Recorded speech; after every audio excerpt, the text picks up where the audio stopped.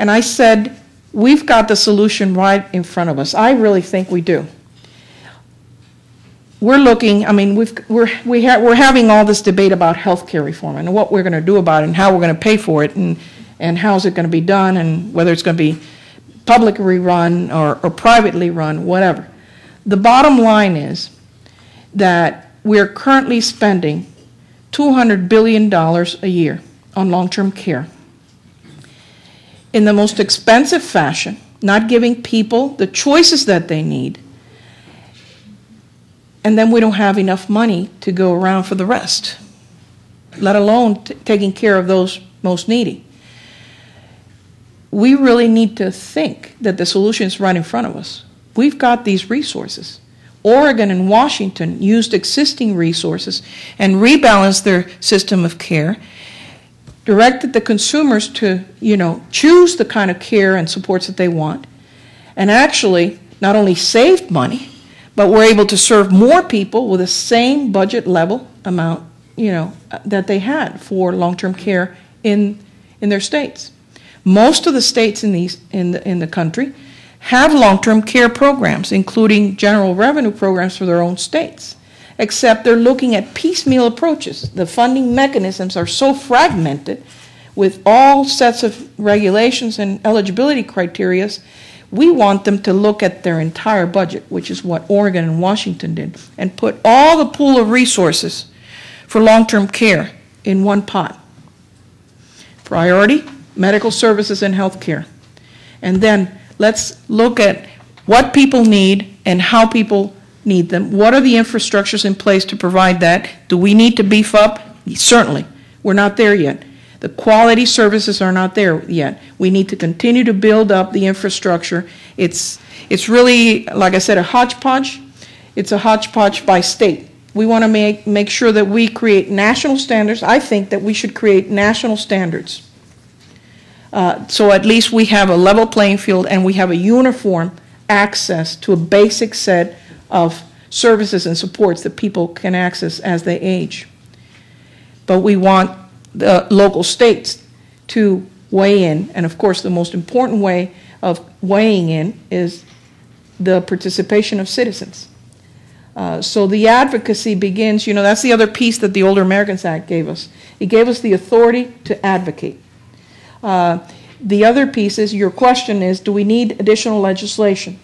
Well, right now, the legislation is in place. We just don't have the dollars available.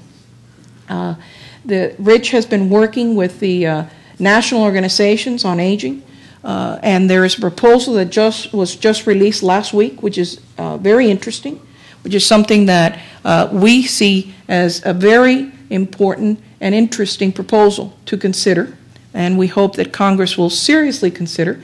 And it means we're in a budget and economic crunch time, and I think this is the best time to move such an agenda forward. When you know that over 70 and 80% of states' budgets, Medicaid budgets, are spent on long-term care, we need to do something about it. And I think that the most important opportunity that we have before us is creating a budget mechanism, which is kind of technical, and Rich is looking at me. But basically it says this: what if we could take this $200 billion that we have, that we're spending, and we could really step back and say, okay, give the control back to the consumers. Let the consumers decide, not the government or Case Western or Benjamin Rose. Let the consumers decide what kind of care they need when they need the support. We'll take care of those people most in need. And we'll fill and help you fill the gaps of where you don't. And if we step back, we have the money in front of us. That means that to start this movement, we've got the infrastructure in place. We've got the authority in place. We just have to have, I think, the political fortitude to move the agenda and really take a serious look upon it. I mean, we have a short window of opportunity before us, but the window is closing fast.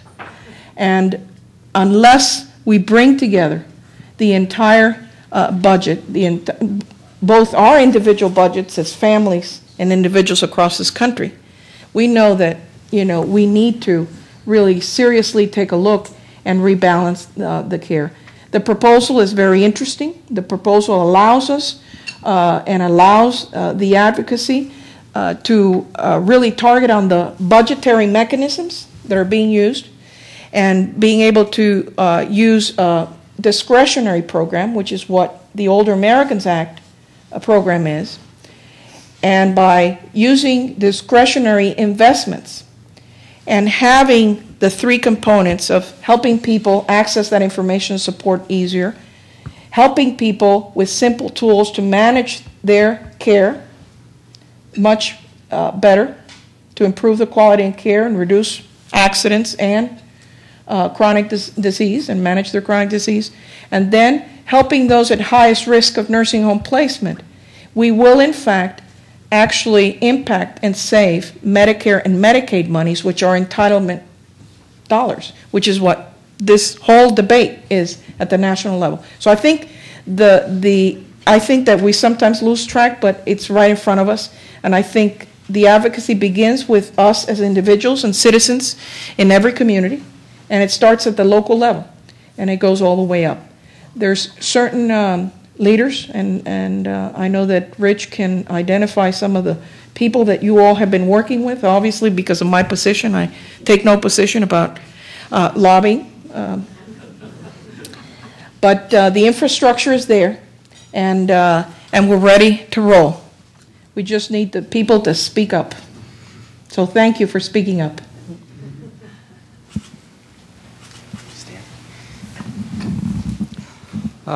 First of all, thank you for a wonderful overview of long-term care. I just want to comment on one of the programs that you mentioned. That is the fall prevention, where every person 65 and over can expect, one half of every person 65 and over can expect to have a serious fall during the rest of their lives. You funded the program for fall prevention, and it moved through the Cleveland area very quickly through the Western Reserve Area Agency on Aging. The Ferry Hill Center took it up quickly and sent 3 or 4 of their people to Maine to a special university up there that specialized in it, brought them back.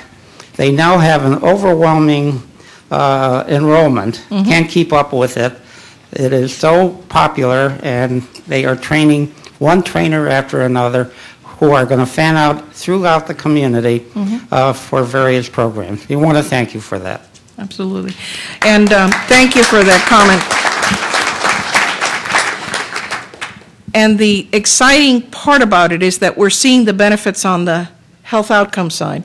So it's not just the kinds of support that we are providing communities so they can take up the best of science, but that we keep a fidelity of that science to ensure that we get the better health outcomes with the same kind of programs, intervention at the community level, and really empowering consumers. So we're actually sharing this with Centers for Medicare and Medicaid Services, which run, obviously, the Medicare programs. And we're already beginning to see, as a matter of fact, there's going to be, what, 4 or 5 pilots, John, that are running right now throughout the country, testing all these 3 or 4 components, the the Stanford model, work on chronic disease self-management, which not only goes to one disease, but really addresses multiple chronic conditions, which is the case in the average older person. And the falls prevention, of course, the mental health model, and then a matter of balance. Oh, and enhanced fitness. I wanted to talk about that because, of course, part of the issue of falls is not only the environment of people's homes and where they live, but most importantly, also is keeping fit and being physically active and their muscle tone and having balance. Some of the people, as they become frail, really lose their balance, and that really is part of the problems that the challenges that many of our older people have.